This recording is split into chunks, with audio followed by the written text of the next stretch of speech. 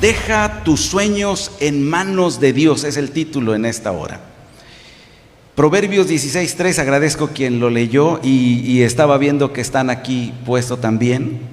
Pon en manos del Señor todas tus obras y tus proyectos se cumplirán. Hace muchos años, durante la década de 1930, un joven pastor golpeó a la puerta de un granjero allá en Nueva Gales del Sur, en Australia. El granjero Dave Oliver abrió la puerta y cuando abrió la puerta se quedó sorprendido porque delante de él estaba aquel hombre que había visto en sueños hacía algunas noches atrás.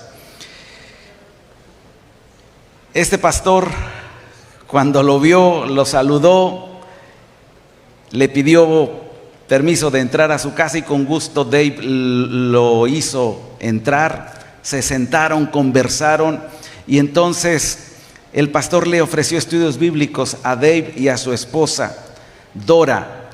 Ellos accedieron. Hasta ese momento la pareja no había hecho parte de su vida familiar asistir a la iglesia. No era parte de ellos ir a un templo, pertenecer a un grupo religioso. Así que Dave y Dora aceptaron la mayoría de las doctrinas conforme fueron estudiando la palabra de Dios. Dave se resistió un poco con respecto al sábado. No estaba convencido de que era bueno dejar su negocio solo, su sembradío. Así que, ¿qué hago, no? Finalmente se convenció, platicó con Dora y dijo, bueno, vamos a ir el próximo sábado. Es que nuestra única fuente de ingresos, que eran un sembradío de sandías, va a estar aquí expuesto para los hambrientos, para los vecinos, para los ladrones. No sé qué va a pasar. Finalmente el Espíritu Santo lo tocó. Se convenció Dave y Dora de que debían confiar en Dios y entonces fueron. El sábado de mañana, mientras Dora estaba arreglando a los hijos, Dave se salió de casa, fue y se paró frente a su campo de sandías. Oró y entregó su cosecha delante de Dios, mientras la familia estuviera ausente. Señor, voy al templo, vamos a ir al templo, por favor, cuida. Y entonces contó las sandías. 456. Se fueron al templo. La familia estuvo sentada durante el culto. Pero ¿qué creen? Dave estaba allí de cuerpo, pero su cabeza estaba pensando en sus sandías. ¿Cómo será que voy a encontrar las 456? Y en cuanto terminó el mensaje, el pastor, él no podía dejar de preocuparse por sus sandías. Yo espero que en esta hora, que ya es tarde, no estemos igual que Dave y algunos estén pensando, pastor, bueno, usted está empezando a las 12 del día, normalmente a esta hora nos vamos, así que tengo que ir a ver mi negocio. Yo espero que confiemos. ¿Saben que Dave salió corriendo, le dijo a su esposa, vámonos? Y en el camino, mientras viajaban en su carro jalado por caballos, le dijo, más bien su esposa le dio el lonche que había llevado a sus hijos. Llegaron a su casa, cuando él se bajó le pidió al hijo mayor, guarda, quita el caballo del carro, hazlo que descanse. Y él, ¿qué creen que hizo? Fue a ver las sandías. Metódicamente contó 467 sandías. ¿Cuántas habían sido antes? Sí, 450. Ahora había 467. El sábado siguiente la familia se preparó otra vez, vamos a ir al templo. Y una vez más, ¿qué creen que hizo Dave? fue a poner en manos del Señor su sembradío y volvió a contar. Esta vez contó 485. Se fueron al templo, la familia, después de que terminó el culto, otra vez. Ahora Dave estuvo un poquito más tranquilo, escuchó un poquito más el mensaje. Pero igual, terminó el culto y salieron corriendo. Y cuando llegó, volvió a contar las sandías. 495. 10 más. Bueno, Dave ahora estaba convencido. Así que se arrodilló allí y en gratitud a Dios le dijo: gracias por proteger mi cosecha. Gracias porque me convenciste de que tú estás al control. Y después de eso, Dave y su familia asistieron regularmente al templo cada sábado. Y saben, a Dave se le conoció por su fidelidad y por cosechar las mejores frutas y verduras de la región. Creo que algo escuché aquí esta mañana, ¿no? ¿Por qué? ¿Por qué les está yendo bien? Aunque es cierto, tenía poca educación, Dave enseñó a sus hijos, a sus nietos, a que Dios va a cuidar de sus planes, va a cuidar de sus proyectos, mientras ellos estén listos para seguirlo. Cuando confiamos en las manos de Dios, todos nuestros sueños y nuestros proyectos, siguiendo sus indicaciones y reconociendo nuestra mayordomía delante de Él, el éxito está garantizado. Ese es el mensaje esta mañana.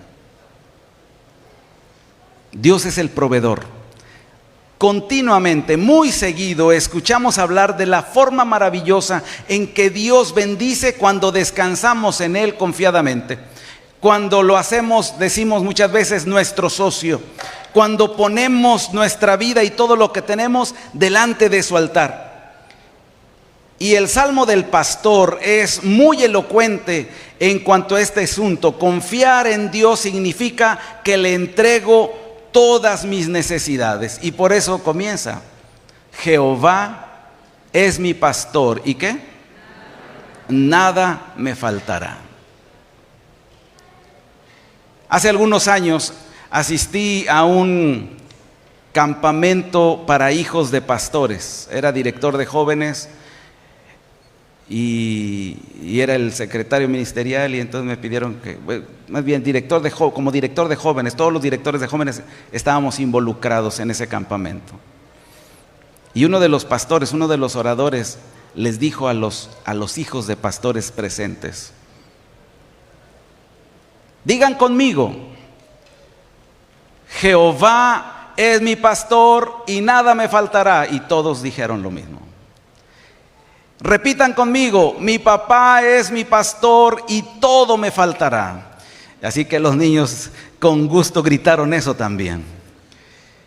Y es una realidad. Cuando confiamos en el Padre terrenal, nos puede faltar todo. Pero cuando confiamos en el pastor Jehová, nada nos falta. Y saben, nada es nada. ¿Sí está claro eso? Nada es nada. Sin embargo, en la cosmovisión actual, tenerlo todo es tener cosas. Así que nos vemos teniendo cosas, ¿no? Anoche creo que se mencionaba, ¿no? De tener un carro y luego otro carro y ir mejorando nuestro carro y tener ahora una casa y entonces vamos teniendo, y a veces decimos: tengo todo, tengo éxito, tengo cosas, no me falta nada. Y si no me falta nada, tampoco necesito del pastor Jehová. La cosmovisión en el mundo actual es esa: entre más cosas tengas, no me falta. Y entonces no me falta Dios tampoco en mi vida. En mi juventud escuché un sermón y quien lo predicaba, no recuerdo el pastor, estudiaba en Sonora. Yo tendría unos 15 años cuando escuché esto. Y el pastor contó una historia. Dijo que él había conocido a un hombre muy rico en Estados Unidos. Dice, prediqué en su iglesia ese día y cuando terminamos de predicar, a la salida se me acercó y me dijo, pastor, le invito a mi casa. Ese sábado, dijo el pastor, yo había predicado de la segunda venida. Llegué a su casa, era un hombre acaudalado, una mansión, tenía todo. Y mientras comíamos, me dijo el hombre, ¿usted cree que de verdad yo en este momento quisiera que el Señor venga? Estoy bien, tengo todo. Me impactó esa historia, ¿no? Pero es la realidad. En el mundo es eso, cuando tengo cosas, tengo todo. Y si ya tengo todo, entonces ¿para qué ocupo al pastor? Eclesiastés 4:6 dice, más vale un puño lleno de descanso que ambos puños llenos con trabajo y aflicción de espíritu. A veces estamos llenos de cosas, pero realmente no tenemos nada. Algunos lo sentimos, otros no lo sentimos por la cosmovisión que tenemos. Cuando dice nada me faltará, tiene que ver con algo relacional. No tiene que ver con algo material. Nada me faltará es porque Dios está a mi lado. Es porque mantengo una relación abierta y constante con Dios.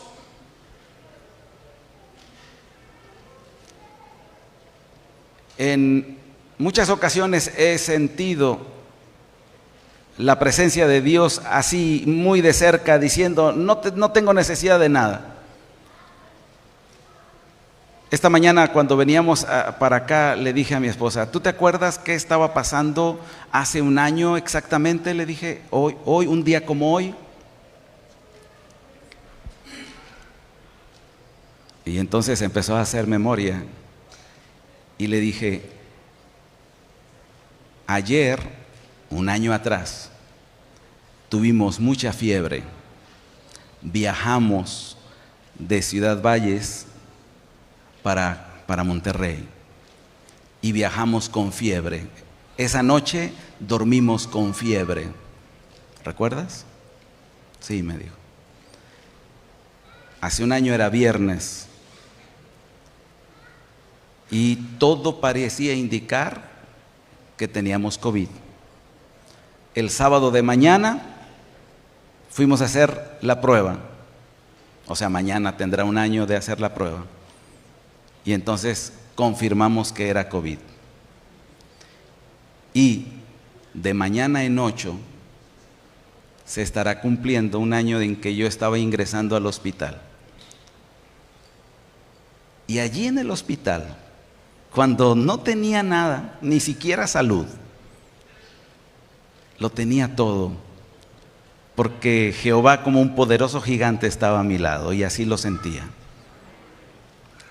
Dios está a mi lado y en ese sentido es que no me falta nada.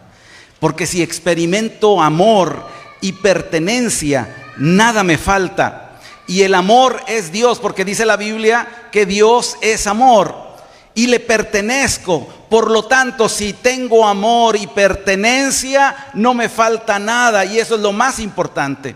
Satisfacer mi necesidad relacional es lo que me hace sentir pleno.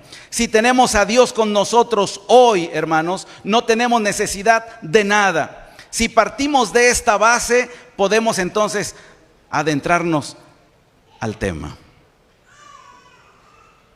Porque me dijeron, pastor, háblenos de mi negocio y Dios. Bueno, dije, yo tengo que entender primero, debo poner esta base. Si ponemos esta base, entonces podemos continuar. Algunos estamos aquí reunidos y nos están siguiendo en redes para adorar al Señor. Otros hemos venido, sí, para adorar, pero también para participar de este encuentro, ¿sí? De este foro, que nos ayuden a ver cómo podemos ser emprendedores. Una de las primeras preguntas que llegó a mi cabeza cuando me dijeron que preparara un tema para hoy, y comencé a pensar, y entonces me dije, ok, me voy a poner en los zapatos de un emprendedor.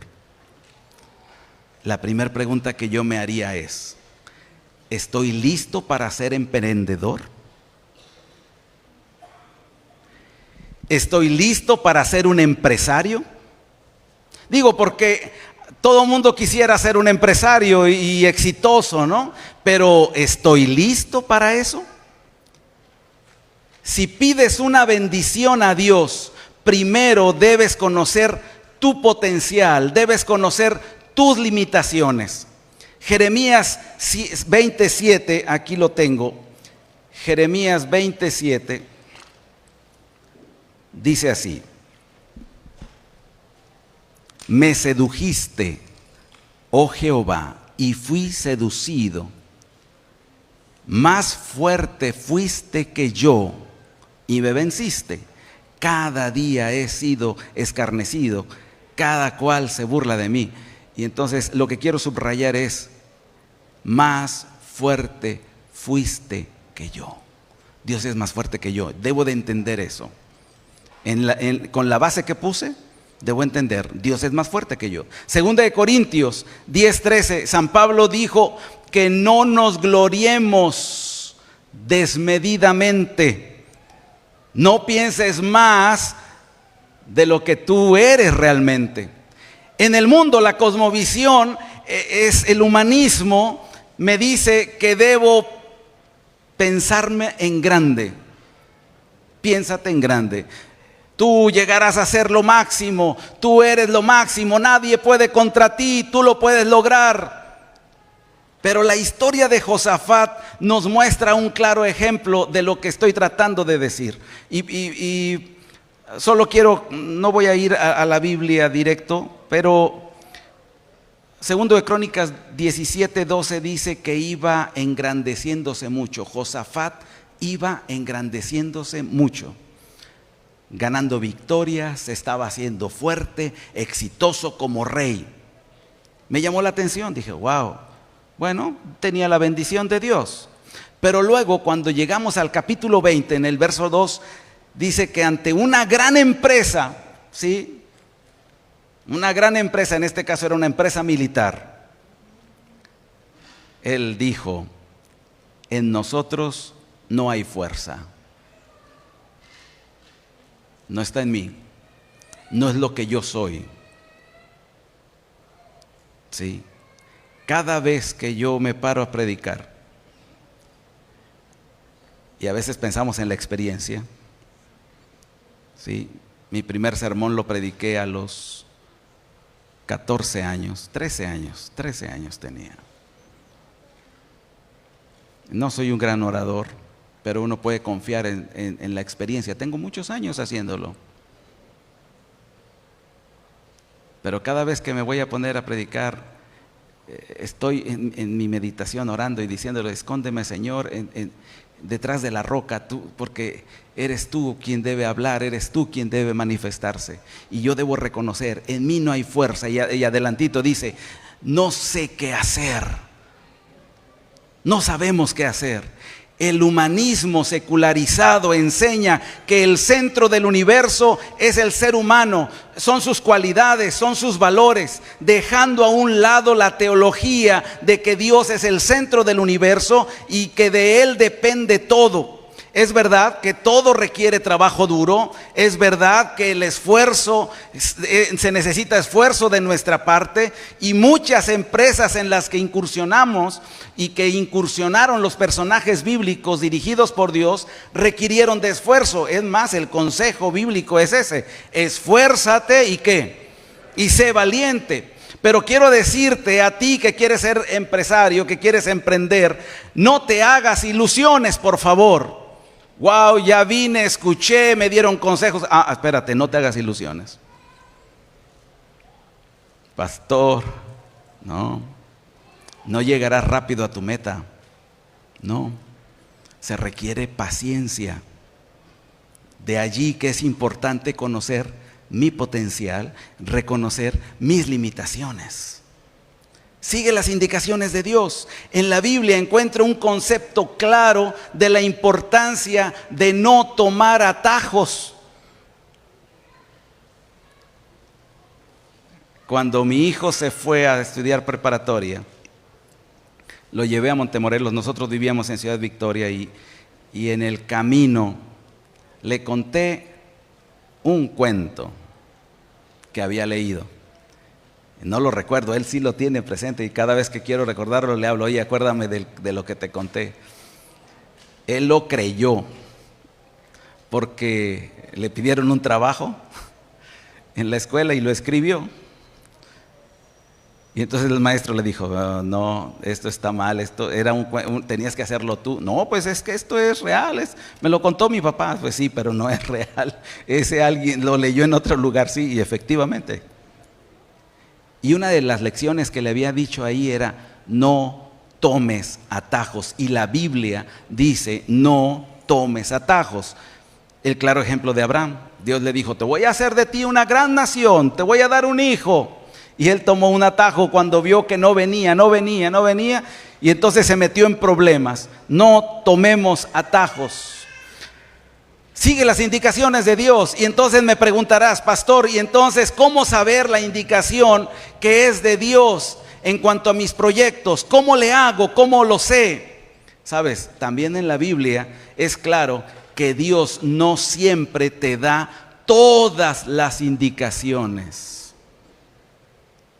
Y a veces es más complicado, porque a veces quisiéramos el A, B, C, y haz así y camina a la derecha y luego da 5 pasos y luego a la izquierda. Pero Dios no es claro. ¿Qué le dijo a Abraham? Vete de tu tierra y de tu parentela a un lugar que te voy a mostrar. No más.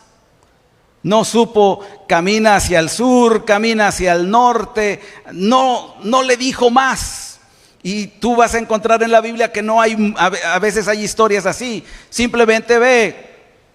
Al pueblo de Israel le dijo: vamos a salir ahora de Egipto a la tierra prometida.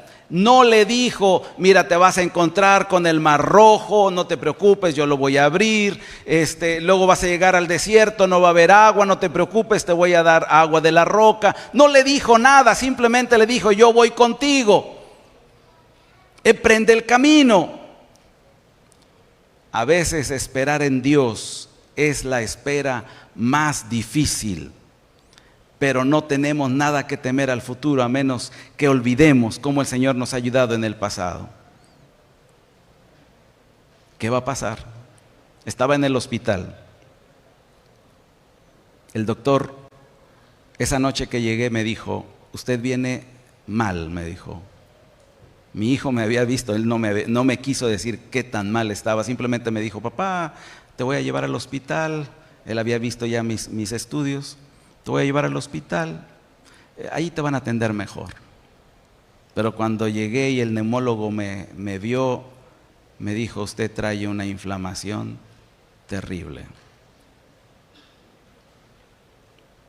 0.5 en los resultados de inflamación es 0.5 lo máximo. Mi primer estudio había sido de 9 puntos y fracción. Ya estaba muy inflamado. Pero para el día que entré al hospital, tenía una inflamación de, ¿cuántos? 170 y tantos. Y entonces me dijo el doctor: lo voy a dejar en ayunas porque es posible que voy a intubarlo. Y hay que esperar. Y ahora había que esperar. Así que, hermanos, a veces la espera ante la enfermedad, a veces la espera ante un proyecto, a veces la espera ante un problema que tenemos, se torna eterna. Dios nos está enseñando paciencia. Deja que Dios actúe en su momento. Cuando pensé en el tema de hoy, vino a mi mente muchos pasajes. Anoche escuchaba al doctor Carrión de Pablo y dije, wow, oye, ese pudo haber sido también un interesante tema, ¿no? Pero me vino a la mente el Evangelio según San Mateo, el capítulo 17.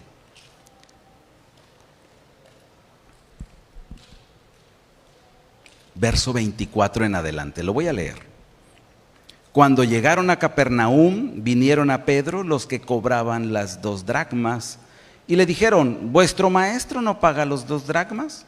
Verso 25, y él dijo, sí. Y al entrar él en la casa, Jesús le habló primero diciendo, ¿qué te parece, Simón? Los reyes de la tierra, ¿de quiénes cobran los tributos o los impuestos? ¿De sus hijos o de los extraños? Verso 26. Pedro le respondió, de los extraños. Jesús le dijo, ¿luego los hijos están exentos? Sin embargo, para no ofenderles, ve al mar, echa el anzuelo y el primer pez que saques, tómalo y al abrirle la boca hallarás un estatero y tómalo y dáselo por mí y por ti. Esta historia solo se encuentra en el Evangelio según San Mateo. Y aunque parece que no hay una cronología, simplemente Mateo dice, Jesús llegó a Capernaum con Pedro, normalmente llegaba a la casa de Pedro. Y parece que Jesús estaba dentro de la casa, Pedro salió. Saben, el impuesto se cobraba más o menos para nosotros, entre el mes de febrero y marzo. ¿Sí? Era el cobro de ese impuesto, pero parece como vinieron a buscarlo, era un impuesto que había que cobrar, que ya se había cobrado hacía meses. Parece que esto no es en febrero o marzo, debió haber sido quizás como en el verano. Y ahora venían a cobrarlo y por eso vinieron. Se dieron cuenta que Pedro no había estado, no pagó, pero ya llegó Pedro, vamos. Pero además, dice la señora White, parece que estaban buscando una manera ya ven que siempre estaban buscando echarle a Jesús algo para hacerlo caer, ¿no? Así que en el tiempo de Jesús se manejaban 3 tipos de monedas. La moneda romana, era el imperio que estaba dominando en ese momento. Entre ellos estaba monedas que leemos en la Biblia, denario, el cuadrante, el asirón, etcétera. Pero también había monedas griegas, porque acuérdense que Roma, aunque era el imperio que dominaba, ¿cuál era el imperio anterior? ¿Se acuerdan? El imperio helenista, el imperio griego, ¿sí? Y todavía quedaban monedas del imperio griego, ¿sí? Por ejemplo, justamente esa que está allí, la didracma. Didracma, ¿cómo? Sí, porque didracma, 2 dracmas. Y también el estater o el estatera, que eran 4, tetragrama. Y por último también había monedas judías. ¿Ustedes se acuerdan que Jesús sacó a los cambistas? Bueno, porque había monedas en el templo, las monedas de los judíos del templo.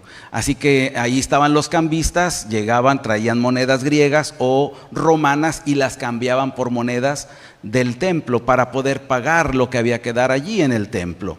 Bueno, la moneda que Jesús le dice a Pedro que va a encontrar en la boca del pez, que va a pescar, muy probablemente es un estater, el que vale 4 dracmas, porque Jesús le están pidiendo 2 dracmas por persona, ¿sí? Entonces ve y pesca.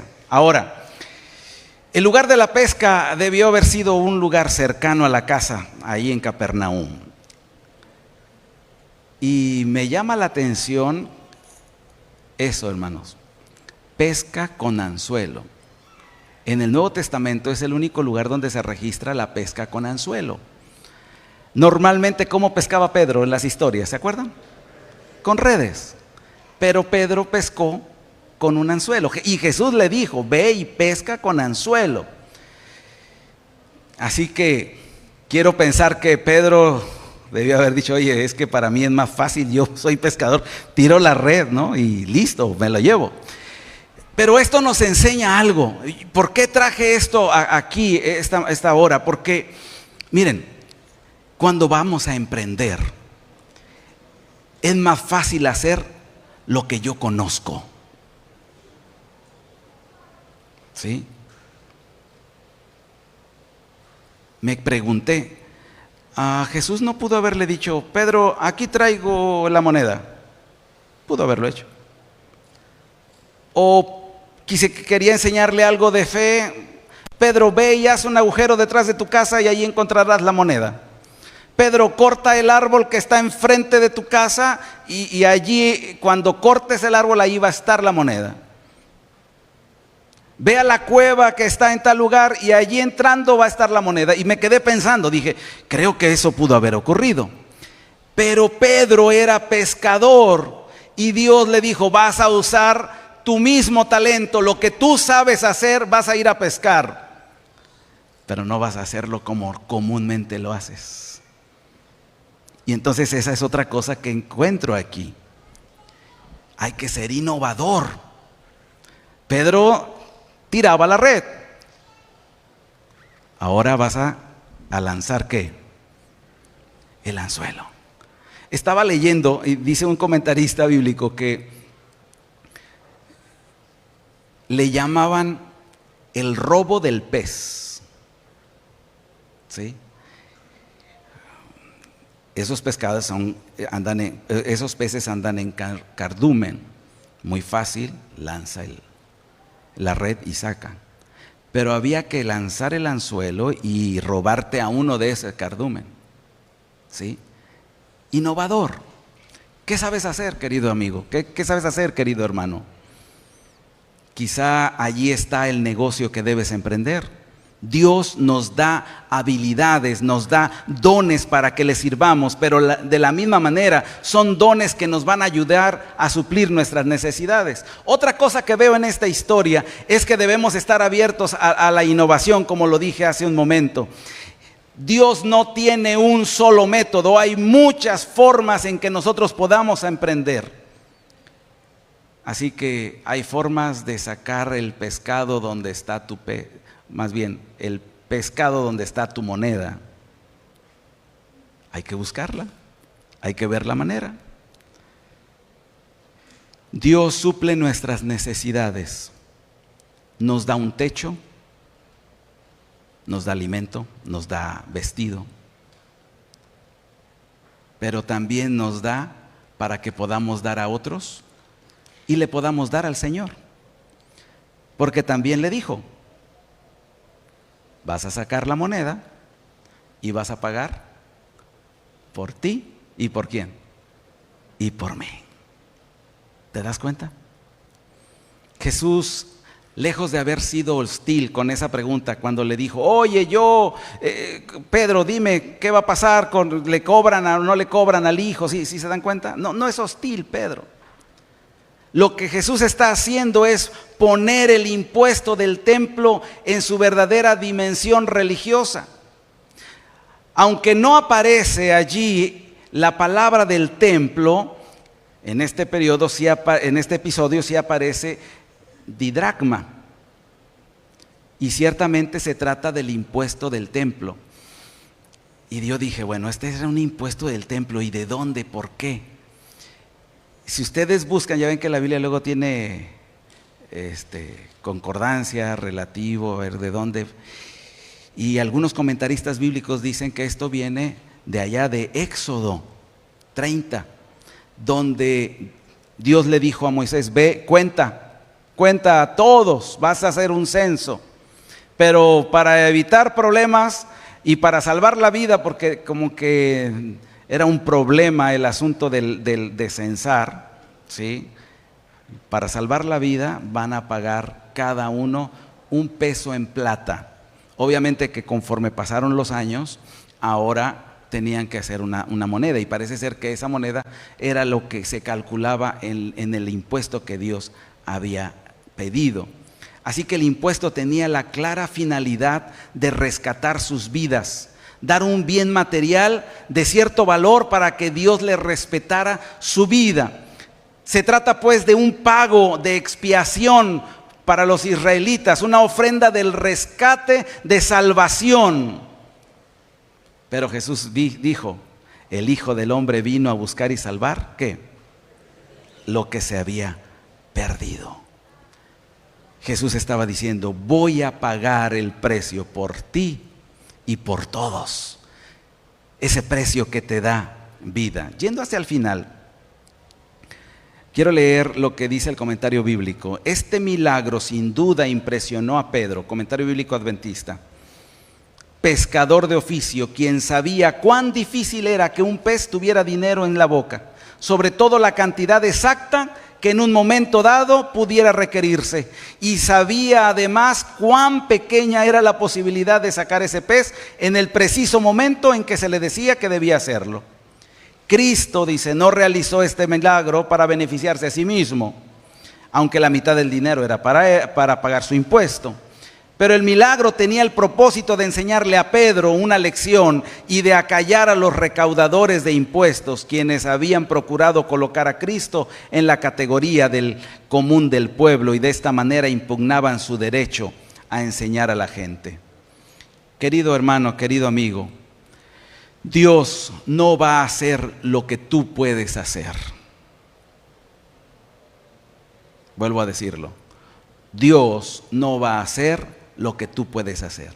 Dios te va a mover a una de tus habilidades para que de allí tengas para pagar tus gastos, que tengas ahí para suplir tus necesidades y por supuesto tengas ahí para compartir con otros y apoyar la misión de la iglesia. Los milagros vienen después de la fe.